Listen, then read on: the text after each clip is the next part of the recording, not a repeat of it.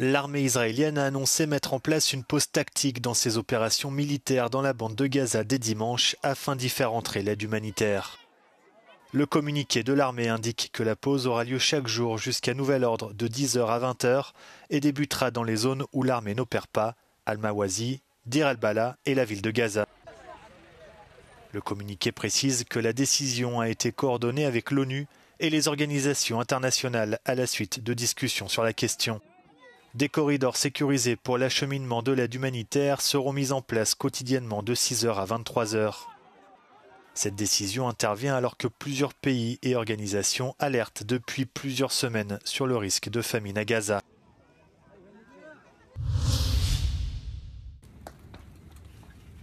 L'Ukraine dit avoir abattu 200 drones et missiles sur les 235 envoyés par la Russie dans la nuit de vendredi à samedi.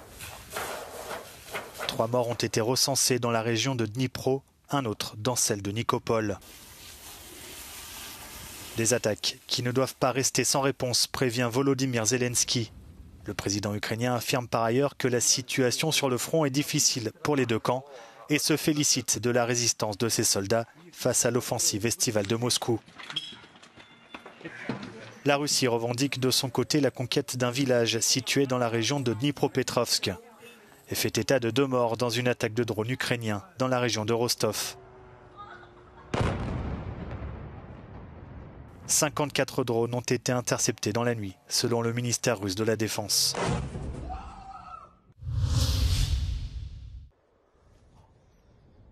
Arrivé en Écosse vendredi, Donald Trump s'est offert samedi une partie de golf avec son fils Eric et l'ambassadeur des États-Unis dans le pays.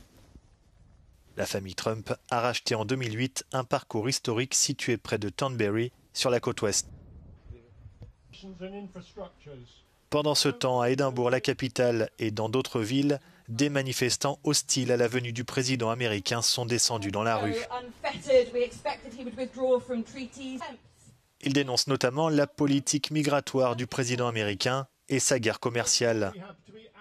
À ce sujet, la présidente de la Commission européenne, Ursula von der Leyen, doit s'entretenir ce dimanche avec Donald Trump pour tenter de trouver un accord sur les droits de douane.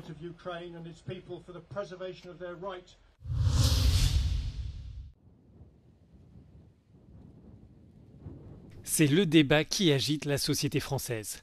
Avec plus d'1,5 million de signatures recueillies en 2 semaines, la pétition contre la loi du plomb bouscule le monde politique. Le texte, adopté au début du mois, prévoit, entre autres, la réintroduction d'un pesticide, l'acétamipride.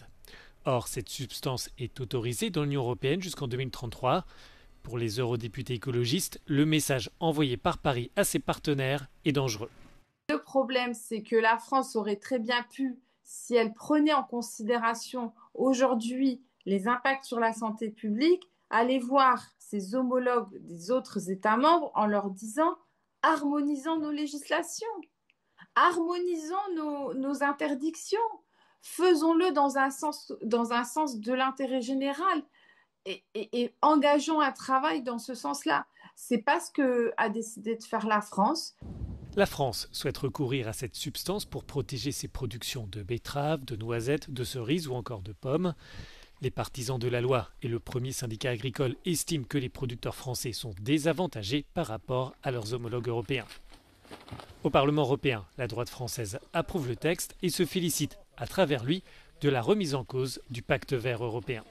Moi, je suis très fière de participer au détricotage de ce pacte vert, parce que je pense qu'il n'est pas dans la bonne logique. La logique punitive, la logique qui va encore peser sur les agriculteurs, sur leur productivité, leur rentabilité, elle n'est pas la bonne. Il faut choisir la confiance et il faut faire aller de pair, produire et produire bien. Et ce n'est pas incompatible.